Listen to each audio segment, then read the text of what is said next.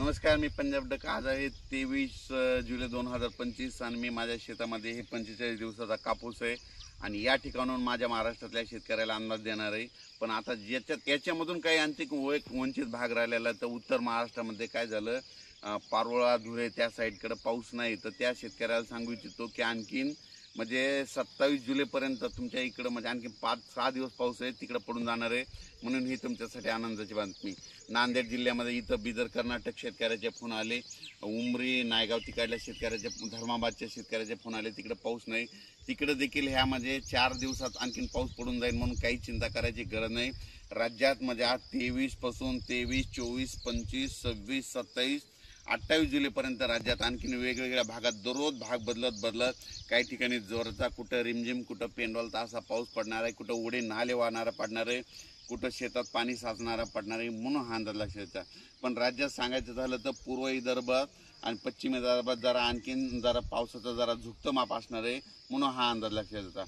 कोकण पट्टीचा ते पाऊस मात्र ते कायमचा स्वरूपाचा ते कायमच राहणार आहे, ते पाऊस जोरदारमध्ये तसाच राहणार, म्हणून हे लक्षात येतं.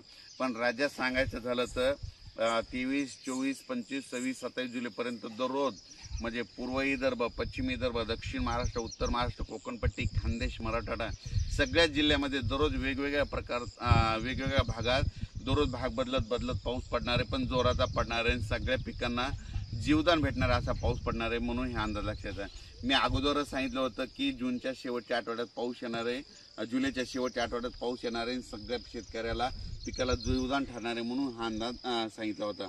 आणि तुम्ही पाहू शकता हे जुलैच्या शेवटच्या आठवड्यात पाऊस सुरू झालेला आहे.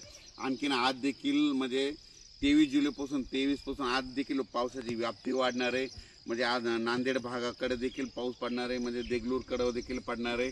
त्या भागात पाऊस पडला नव्हता त्या भागात पडणार आहे, तेलंगणात पडणार आहे, आंध्रात पडणार आहे, इकडे अक्कोल साईडला कमी पडला होता तिकडे देखील पडून जाणार आहे.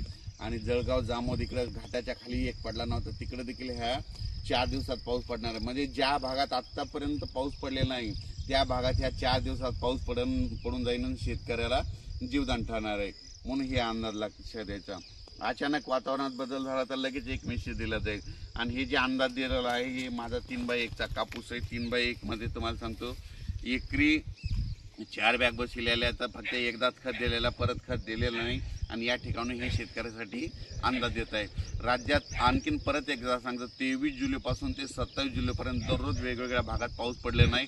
ज्या भागात पडलेला नाही तिथं देखील पाऊस ह्या 5 दिवसात पडून जाईल आणि शेतकऱ्याला पिकाला जीवदान ठरणारा पाऊस राहणार आहे, म्हणून हे अंदाज लक्षात घ्यायचा. अचानक वातावरणात बदल झाला लगेच एक मेसेज दिला जाईल. धन्यवाद.